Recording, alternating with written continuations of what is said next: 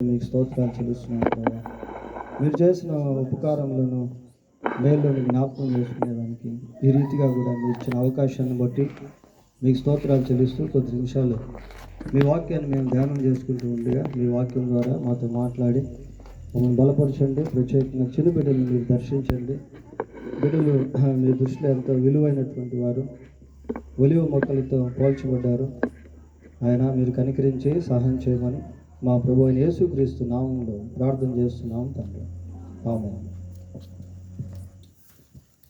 Bible గ్రంథంలో నుండి ప్రసంగి గ్రంథము 12వ అధ్యాయము. ప్రసంగి గ్రంథం 12వ అధ్యాయము. ఈ 12వ అధ్యాయంలో మొదటి 2 మాటలను లేక వచనాలను మనం గమనించినప్పుడు అందులో ఒక శ్రేష్టమైనటువంటి విషయం మనకు కనబడుతుంది. ఏంటి అని అంటే, నీ బాల్య దినముల యందే నీ సృష్టికర్తను స్మరణకు తెచ్చుకున్నాను. నీ బాల్య దినముల యందే నీ సృష్టికర్తను స్మరణకు తెచ్చుకున్నాను.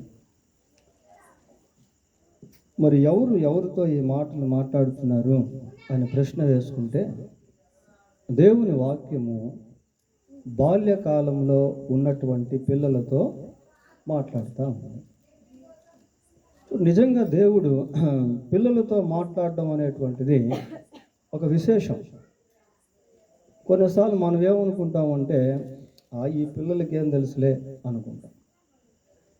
పిల్లల గురించి మనం అంత ఎక్కువగా ఆలోచన చేయము. కానీ దేవుని దృక్పథంలో పిల్లలు చాలా శ్రేష్టమైనటువంటి వారు. పెద్దలతో దేవుడు ఎలాగ మాట్లాడాడో, ప్రవక్తలతో దేవుడు ఎలాగ మాట్లాడాడో, పిల్లలతో కూడా దేవుడు ఆ రీతిగా మాట్లాడాడు. ఇర్మియా గ్రంథం 1వ అధ్యాయము 4వ వచనాన్ని చదువుకుందాం.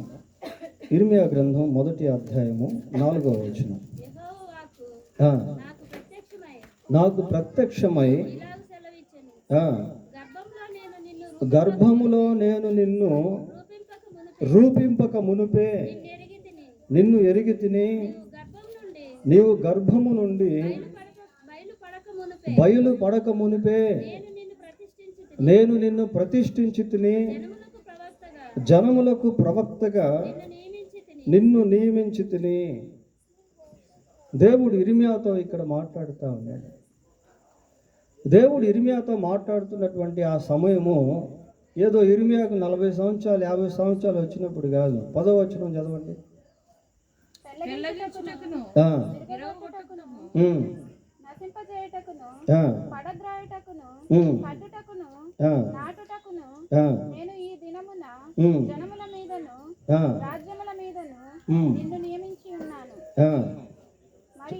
చాలు. అంటే దేవుని యొక్క ఉద్దేశం అక్కడ ఇర్మియా పట్ల కనబడుతూ ఉంది. దేవుడు ఇర్మియాతో మాట్లాడినప్పుడు ఇర్మియా ఏమన్నాడు అంటే, నేను బాలుడను అన్నాడు. ఉందా వచనం? 5వ వచనం ఒకసారి చూడండి. అదేనా? అయ్యో నేను బాలుడనే మాటలాడుటకు నాకు శక్తి చాలదని నేను అనగా, నేను బాలుడను అనవద్దు. బాలుడైనటువంటి ఇర్మియా దేవునితో అంటున్నాడు, నేను బాలుడను, మాట్లాడుటకు నాకు శక్తి చాలదు అని అంటూ ఉంటే నువ్వు బాలుడు అని అనవద్దు. బైబిల్లో ఒక మాట ఉంటుంది ప్రియులారా, యెషయా గ్రంథంలో ఏముంటుందంటే, మన తలంపులు వేరు, దేవుని తలంపులు వేరు. మన ఆలోచనలు వేరు, ఆయన ఆలోచనలు వేరు. ఆయన ఆలోచనలు భూమికి ఆకాశం ఎంత ఉన్నతమైనదిగా ఉంటుందో అంత ఉన్నతమైనదిగా ఉంటుంది. ఇక్కడ బాలుడైనటువంటి ఇర్మియాతో ప్రభువు మాట్లాడుతూ ఉన్నాడు. ఆ ఇర్మియా జీవితంలో భవిష్యత్తులో చేయబోయేటువంటి కార్యములను గురించి దేవుడు ఇర్మియాతో మాట్లాడుతూ ఉన్నాడు. అలాగనే సమూయేలు 1వ గ్రంథం 3వ అధ్యాయం 10వ వచనం చదవండి. 3:10. 3వ అధ్యాయం 10వ వచనం. ఆ, ఆ. సమూయేలు సమూయేలు అని పిలువగా సమూయేలు నీ దాసుడు ఆలకించుచున్నాడు, ఆజ్ఞ ఇమ్మనెను. ఇక్కడ సమూయేలుని గురించి మనం చూస్తూ ఉన్నాం. ఈ 3వ అధ్యాయంలో సమూయేలు గురించి ఆలోచిస్తే సమూయేలు కూడా బాలుడే. చిన్న బిడ్డగా ఉన్నటువంటి సమయంలోనే దేవుని యొక్క స్వరాన్ని వినేటువంటి అనుభవంలోనికి సమూయేలు తీసుకుని రాబడ్డాడు. మరి సమూయేలు అంత బాల్యకాలంలోనే దేవుని యొక్క స్వరాన్ని వినే అనుభవంలోనికి తీసుకుని రాగలిగాడు అని అంటే అతనికి తల్లి వేసినటువంటి ఫౌండేషన్ అలాంటిది.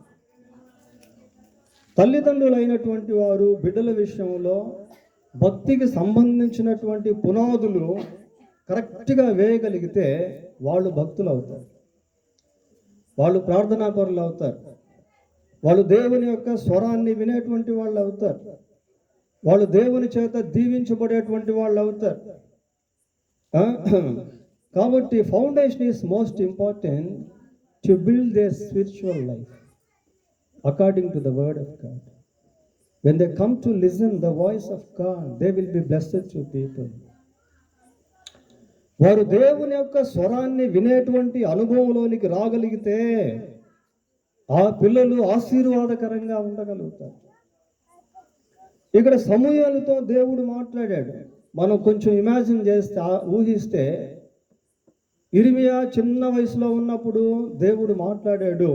ఇర్మియాను దేవుడు పెద్ద ప్రవక్తగా చేశాడు. సమూయేలు చిన్న వయసులో ఉన్నప్పుడు దేవుడు మాట్లాడాడు. సమూయేలును దేవుడు ఒక గొప్ప న్యాయాధిపతిగా, రాజులను అభిషేకించేటువంటి వ్యక్తిగా చేశాడు. అంటే దేవుని యొక్క భవిష్యత్తులో ఉన్నటువంటి ఉద్దేశాలు పిల్లల పట్ల ఎలాంటివో అన్న సత్యాన్ని ఈ వాక్యాలు మనకు బోధిస్తూ ఉన్నాయి. సరే, మన మూల వాక్యంలోనికి వెళ్తే అక్కడ ఏమని చూస్తున్నాము అంటే, నీ బాల్య దినముల యందే నీ సృష్టికర్తను స్మరణకు తెచ్చుకోను. మన ఇండియన్ కాన్సెప్ట్ ఏంటి అని అంటే, ఒక 50 సంవత్సరాల తర్వాత, లేక 60, 70, 80 సంవత్సరాల తర్వాత వృద్ధాపంలోకి వచ్చిన తర్వాత అప్పుడు దేవుని గురించి ఆలోచించవచ్చులే అనుకుంటాం. We have to set the God in final stage. ముగింపులో దేవుణ్ణి మనం పెట్టుకున్నాం. తల్లి, తండ్రి, గురువు, దైవము. God is in 4th stage. వీళ్ళరా దేవుణ్ణి చివరి స్థానంలో పెట్టాం. కానీ బైబిల్ ఏమంటుంది అంటే, బాల్య దినముల యందే సృష్టికర్తను స్మరణ. వృద్ధాపంలో కాదు, లేక నడిప్రాయం అప్పుడు కాదు. బాల్య దినముల యందే నీ సృష్టికర్తను స్మరణకు తెచ్చుకోను. పిల్లలకి వారి సృష్టికర్త ఎవరో అనేది అర్థం కావాలి. పిల్లల బైబిల్లో మనం ఒక మాట చూస్తాం, గర్భఫలము యెహోవా ఇచ్చు బహుమానము అని చదువుతాం. So they are gift of God to the parents. వారు తల్లిదండ్రులకు బహుమానాలు. ప్రియులారా, దేవుడు తల్లి గర్భంలో ఆ పిండాన్ని రూపించేటువంటి సమయంలో ఒక ప్రత్యేకమైనటువంటి ప్రణాళికతో, ఒక ప్రత్యేకమైనటువంటి విధానంలో ఆ డిజైన్ చేశాడు. తల్లి గర్భంలో శిశువు ఎదిగేటువంటి ఆ ప్రక్రియ ఎలాగుంటుంది అంటే తల్లిదండ్రులకు కూడా తెలియదు, తల్లికి కూడా తెలియదు. చూడాలి, గర్భములో ఎముకలు ఏ రీతిగా ఎదుగునో నీకు తెలియనా? తెలియదు ప్రియులారా.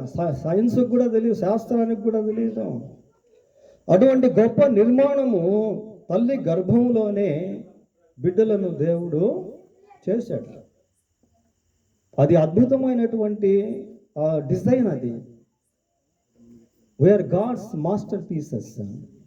మనం దేవుని యొక్క ఉన్నతమైనటువంటి వారము ప్రియులారా. దేవుడు ఆశ్చర్యరీతిగా మనల్ని సృజించాడు.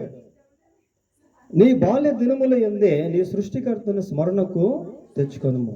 దేవుడు ఒక బిడ్డను చేశాడు అంటే ఆ బిడ్డ పట్ల ఏదో ఒక ఉద్దేశం ఉంటుంది. చూడండి, ఒక కార్పెంటర్ టేబుల్ తయారు చేశాడంటే ఊరికే చేయడు కదా. ఆ టేబుల్ పట్ల ఏదో ఒక ఉద్దేశం అనేది ఉంటుంది. ఒక కుమ్మరి కుండను తయారు చేస్తాడంటే ఆ కుమ్మరిని ఒక ఉద్దేశంతోనే ఆ కుండను తయారు చేస్తాడు. మరి సహజంగా మనమే అట్లాంటి దృక్పథాలతో వస్తువులు తయారు చేస్తూ ఉంటే మనల్ని తయారు చేసినటువంటి దేవునికి ఉద్దేశాలు లేవా? బైబిల్లో ఇస్సాకును గురించి మనం చూస్తాం ప్రియులారా. ఇస్సాకు తండ్రి అయిన అబ్రహాముకు లోబడ్డాడు. లోబడినప్పుడు దేవుడు చాలా సంతోషించాడు అబ్రహామును బట్టి. ఇస్సాకు అబ్రహాముకు లోబడితే అబ్రహాము దేవునికి లోబడ్డాడు. ఆ కనెక్షన్ చూడండి ఎలా ఉందా. ఒక తండ్రి దేవునికి లోబడితే కుమారుడు తండ్రికి లోబడతాడు. ఒక తల్లి దేవునికి లోబడితే కుమార్తె తల్లికి లోబడుతుంది. ఈ రోజుల్లో డిసొబీడియన్స్ అనేటువంటిది కుటుంబాల్లో మనం చూస్తూ ఉన్నాం. తల్లిదండ్రులపై తిరుగుబాటు చేసేటువంటి పిల్లలు, రక్త సంబంధికుల మధ్య గొడవలు, కొట్లాటలు, కుటుంబాల్లో నెమ్మది లేనటువంటి స్థితి ప్రియులరా. Why? Because there is disobedience. అక్కడ అవిధేయత అనేటువంటిది ఉంది ప్రియులారా. సరే, అబ్రహాము దేవునికి లోబడినప్పుడు దేవుడు చాలా సంతోషించి అబ్రహాముకు ఒక మాట చెప్తాడు. చూడండి, ఆదికాండం 22వ అధ్యాయము, ఆదికాండం 22వ అధ్యాయం 20వ వచనం చదవండి. ఆ సంగతులు జరిగిన తర్వాత, ఏ సంగతులు అంటే ఆ చాప్టర్ని మనం గమనించినప్పుడు దేవుడు అబ్రహామును పరిశోధించడం, ఆ పరిశోధనలో అబ్రహాము పాస్ అవటం, తన ఏకైక కుమారుణ్ణి దహన బలిగా అర్పించే విషయంలో ముందుకు రావడం, సిద్ధపడడం, ఇవన్నీ జరిగిపోయినాయి సంగతులు. ఆ సంగతులు జరిగిన తరువాత అబ్రహామునకు తెలుపబడినది ఏమనగా, రిబ్కా అను ఆమెయు పిల్లలను కనెను. చూడండి,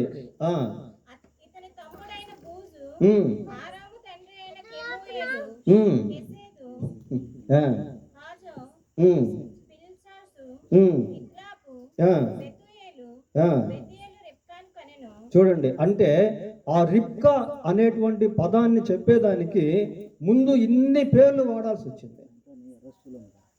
అంటే ఆ రిబ్కా అనేటువంటి పేరును గురించి చెప్పేదానికి ఇన్ని పేర్లు ముందుగా ఎందుకు చెప్పవలసి వచ్చింది అంటే రిబ్కా పట్ల దేవునికి ఉన్నటువంటి ఆ ఉద్దేశము అలాంటిది.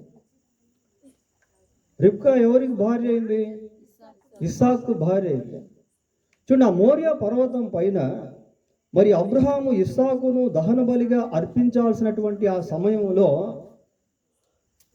దేవుడు అబ్రహాముకు బయలుపరిచినటువంటి మాటలను మనం ఇక్కడ చదువుతాము.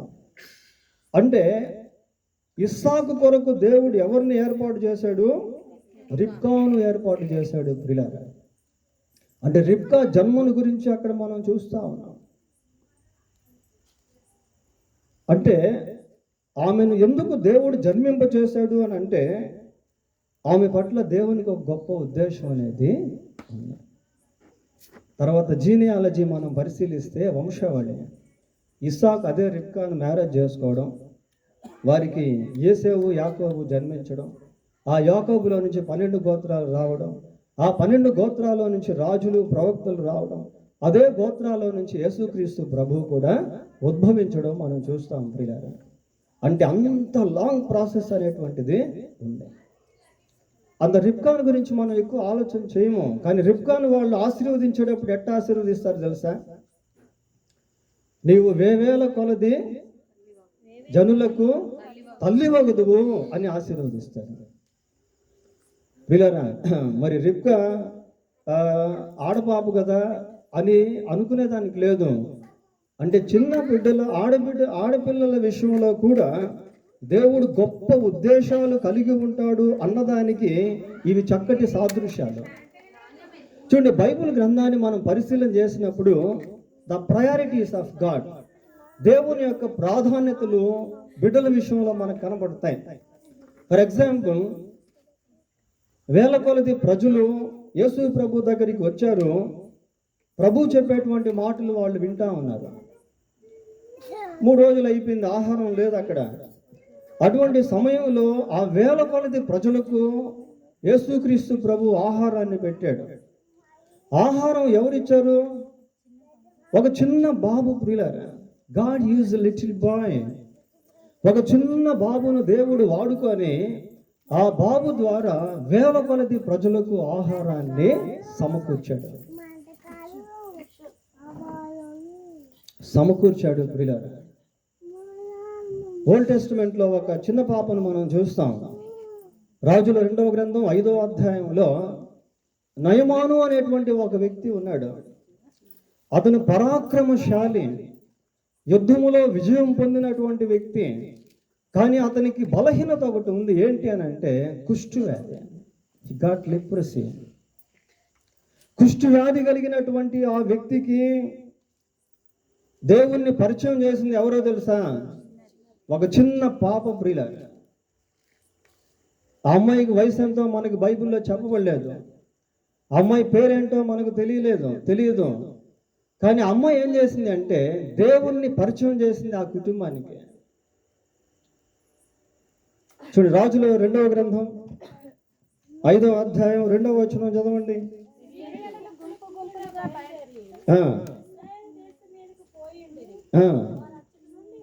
వారు అచ్చటి నుండి ఒక చిన్నదాన్ని చెరగొని తేగ. చాలా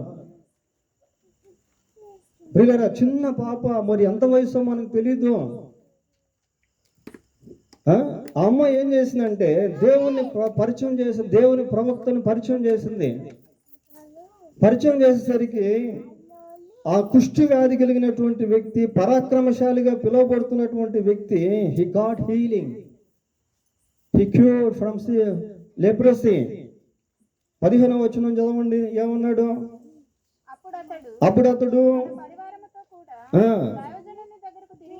తిరిగి వచ్చి నిలిచి, చిత్తగించుము, ఇశ్రాయేలీలోనున్న దేవుడు తప్ప లోకమందంతటి యందు మరి ఒక దేవుడు లేడని నేను ఎరుగుదును. ఎ గ్రేట్ కన్వర్షన్, ఒక గొప్ప మార్పు అనేటువంటిది అక్కడ మనం చూస్తా ఉన్నాము ప్రియులారా. ఆ గొప్ప మార్పు, కుష్ఠవ్యాధి నుండి విడుదల పొందిన ఆ వ్యక్తి జీవితంలో అంత గొప్ప మార్పు కలిగేదానికి, అంత గొప్ప కార్యం జరిగేదానికి కారణం ఎవరు అంటే ఆ చిన్నదే. పాల్ యాంగిచో గారు తెలుసు కదా మనకి. సౌత్ కొరియాలో పాల్ యాంగిచో గారు అంటే తెలియనటువంటి వాళ్ళు నాటికి నేటికి లేరు ప్రియులారా. అంత గొప్ప దైవ సేవకుడు. ప్రపంచం అంతా కూడా చాలా వరకు పాల్ యాంగిచో ఎవరు అంటే తెలుసు. అతను ఒక బుద్ధిస్ట్. ఒకానొకప్పుడు అతని క్యాన్సర్ వచ్చింది, బ్లడ్ క్యాన్సర్ వచ్చినప్పుడు హాస్పిటల్లో అడ్మిట్ అయితే డాక్టర్ డిక్లేర్ చేసి ఏం చెప్పాడంటే, అయ్యా, you are going to die with in this particular days. ఇదిగో ఇంకా కొన్ని దినాల్లో నీవు చనిపోబోతున్నావు అని చెప్పి ఒక డేట్ కూడా ఇచ్చేశారు. అతను కౌంట్ డౌన్ క్యాలెండర్ పెట్టుకున్నాడు. ఇదిగో నేను జీవించేది ఇక 30 రోజులే, పక్క రోజు అవగానికి నేను జీవించేది 29 రోజులే, ఇక నేను జీవించేది 28 రోజులే. అలా కౌంట్ డౌన్ క్యాలెండర్ ఒకటి పెట్టుకున్నాడు ప్రియులారా. పెట్టుకుని రోజు కృంగిపోతా ఉన్నాడు. Is going to be die, చనిపోయేదానికి సిద్ధమవుతూ ఉన్నాడు. అటువంటి సమయంలో పాల్ యాంగిచో గారి దగ్గరికి ఒక చిన్న పాప వచ్చింది. పాప వచ్చి యేసు ప్రభువుని గురించి చెప్పడం ప్రారంభించింది. ఆ తర్వాత న్యూ టెస్టిమెంట్ ఒకటి ఆయనకి బహుకరించింది. ఫస్ట్లో అతను అసహించుకున్నప్పటికీ, ద్వేషించినప్పటికీ, తర్వాత న్యూ టెస్టిమెంట్ తీసుకొని, క్రొత్త నిబంధన తీసుకొని చదివాడు. చదివితే ప్రభు అతనితో మాట్లాడాడు, అతనికి స్వస్థత ఇచ్చాడు. Then he became a great God servant. తర్వాత అతను గొప్ప దైవ సేవకుడిగా మారిపోయాడు. ఆయన పరిచర్యలో వేల కొలది ఆత్మలు రక్షించబడ్డాయి, ఎన్నో సంఘాలు కట్టబడ్డాయి, ఎంతో మంది బలపరచబడ్డారు. వీటన్నిటికీ మూల కారణం ఎవరు చెప్పండి? ఆ చిన్న పాప. ఆ చిన్న పాప ఎవరో తెలియదు ప్రియులారా. చిన్న బిడ్డలను దేవుడు వాడుకుంటాడు, చిన్న బిడ్డలను దేవుడు ఆశీర్వదిస్తాడు, చిన్న బిడ్డలతో దేవుడు మాట్లాడతాడు తారతమ్యం లేకుండా. There is no any age restriction to God, age limitation to God. దేవునికి వయసుతో సంబంధాలు లేవు ప్రియులారా. God will speak even children చిన్నపిల్లలతో దేవుడు మాట్లాడతాడు, యవనస్తులతో దేవుడు మాట్లాడతాడు, వృద్ధులతో దేవుడు మాట్లాడతాడు. నీ బాల్య దినముల యందే నీ సృష్టికర్తను స్మరణకు తెచ్చుకొనుము అంటున్నాడు. స్మరణకు తెచ్చుకొనుము అని అంటే జ్ఞాపకం చేసుకోవడం. హూ ఈజ్ మై క్రియేటర్, నా సృష్టికర్త ఎవరు అనేది అర్థం కావాలి ప్రియులారా. ఈ స్మరించేటువంటి అనుభవంలో, జ్ఞాపకం చేసుకునేటువంటి అనుభవంలో God will be known to the people who remember God. దేవుణ్ణి స్మరించేటువంటి వారికి దేవుడు బయలుపరుచుకుంటాడు. ఇర్మియా గ్రంథంలో ఒక మాట మనం చూస్తాం. ఏమనుంది అని అంటే, పూర్ణ ఆత్మతో నన్ను వెతికిన ఎడలా, నన్ను గూర్చి విచారించిన ఎడలా నేను వారికి నేను కనపరచాను. ఎవరికైనా కనబడతాడు దేవుడు. ఎవరు యేసు ప్రభుతో మాట్లాడినా ప్రభు వారి జీవితంలో పని చేస్తాడు, కార్యం చేస్తాడు. దేవునికి పక్షపాతం అనేటువంటిది లేదు ప్రియులారా. యేసుక్రీస్తు అందరికీ ప్రభువు. He is the lord of all, he is the creator of everything. ఆయన సమస్తానికి సృష్టికర్త. నీ బాల్య దినముల యందే నీ సృష్టికర్తను స్మరణకు తెచ్చుకొనుము. ఆ స్మరించుకునేటువంటి అనుభవంలో పిల్లలకి దేవుడు అంటే ఎవరో అర్థం అవుతుంది, దేవుని ప్రేమ అంటే ఏమిటో అర్థం అవుతుంది, దేవుని యొక్క పరిశుద్ధత ఏంటో అర్థం అవుతుంది. ఈ రోజుల్లో ప్రియులారా, దేవుని పరిశుద్ధత అనేటువంటిది అర్థం కావట్లేదు. యవనస్తులు అపవిత్రులు అయిపోతున్నారు, కుటుంబాలు అపవిత్రం అయిపోతూ ఉన్నాయి, సమాజంలో నెమ్మది లేదు, సమాధానం లేదు, యుద్ధ వాతావరణాలు, ఇవన్నీ మనం చూస్తూ ఉన్నాం ప్రియులారా. ఎందుకంటే మానవ జాతికి ఇంకా దేవుని గురించిన అవగాహన రావట్లేదు. ఆయన సమాధానమునకు కర్త అయినటువంటి దేవుడు. స్మరించుకునేటువంటి సమయంలో ఆయన యొక్క విలువ ఏంటో అనేది అర్థం అవుతుంది. ఆయన ఎంత పరిశుద్ధుడో అనేటువంటిది అర్థం అవుతుంది. ఆయన ఎటువంటి సర్వశక్తిమంతుడు అనేటువంటిది అర్థం అవుతుంది. అంతేకాదు ఆయన ఎటువంటి రక్షకుడు అనేటువంటిది కూడా అర్థం అవుతుంది. బైబిల్లో ఒక మంచి మాట మనం చూస్తాం ప్రియులారా. ఇదిగో ప్రజలందరికీ కలగబోవు మహా సంతోషకరమైన సువర్తమానము నేను మీకు తెలియజేయుచున్నాను. దావీదు పట్టణమందు నేడు రక్షకుడు మీ కొరకు పుట్టి ఉన్నాడు, ఈయన ప్రభు అయిన క్రీస్తు. ప్రజలందరి కొరకు యేసుక్రీస్తు ప్రభు జన్మించాడు ప్రియులారా. యేసుక్రీస్తు ఈ లోకంలో కన్యక గర్భమందు జన్మించి ఆయన పాపరహితుడిగా, పరిశుద్ధుడిగా, పాపం లేనటువంటి వాడిగా జీవించి ఆయన సమస్త మానవ పాప క్షమాపణ కొరకు సిలువలో ప్రాణం పెట్టి రక్తాన్ని చిందించి మరణించాడు. సమాధి చేయబడి సజీవుడై 3వ రోజు తిరిగి లేచాడు. ఎందుకు? Why Jesus was dead on the cross. ఎందుకు యేసు ప్రభు చనిపోయాడు అంటే మానవాళికి విమోచనను అనుగ్రహించేదానికి. ప్రియులారా, దేవుని యొక్క ఉద్దేశం ఏంటి అంటే మనం అందరం కూడా దేవుని బిడ్డలుగా మారాలి అనేది దేవుని యొక్క ఉద్దేశం. యేసు ప్రభునందు ఎవరైతే విశ్వసిస్తారో వాళ్ళందరూ దేవుని బిడ్డలుగా మారుతారు. యేసుక్రీస్తునందు విశ్వాసం ఉంచినటువంటి వారు పాప క్షమాపణ పొందుతారు. యేసుక్రీస్తునందు విశ్వాసం ఉంచినటువంటి వారు పరలోక రాజ్యంలో ప్రవేశిస్తారు. ప్రియులారా, ప్రభు అయిన యేసునందు విశ్వాసం ఉంచినప్పుడు నీవును నీ ఇంటి వారును రక్షణ పొందాలి. ఇంటివారు అంటే ఇంట్లో ఎంతమంది అయితే ఉన్నారో అందరూ కూడా రక్షణ పొందాలి. పిల్లలు, పెద్దలు, యవనస్తులు అందరూ కూడా రక్షణ పొందాలి. నేడు ఇంటికి రక్షణ వచ్చి జక్కయ్య మారు మనసు పొందినప్పుడు రక్షింపబడ్డాడు. పిల్లలు కూడా మారు మనసు పొందాలి. అంటే ఒక సర్టెన్ ఏజ్లో యవనస్తులు మారు మనసు పొందాలి. నీ బాల్య దినముల యందే నీ సృష్టికర్తను స్మరణకు తెచ్చుకోవాలి. కనుక ప్రియులారా, మరి బిడ్డలు ఈరోజు ఒకవేళ చిన్నవారిగా మన దృష్టికి కనబడవచ్చు, కానీ వారి పట్ల దేవునికి ఒక ప్రత్యేక ఉద్దేశం అనేది ఉంది. ఒకవేళ అది ఈ రోజుల్లో మనం చూడలేకపోవచ్చు. But if we have a distance vision towards our children, ఒకవేళ అది మన కంటికి కనబడకపోయినా ఆ దూర దృష్టిని పిల్లల విషయంలో మనం చూడగలిగితే దేవుడు తప్పకుండా కార్యం అనేటువంటిది చేస్తాడు. ప్రియులారా, దేవుడు తన వాక్యాన్ని దీవించునుగాక. ప్రార్థన చేసుకున్నాం.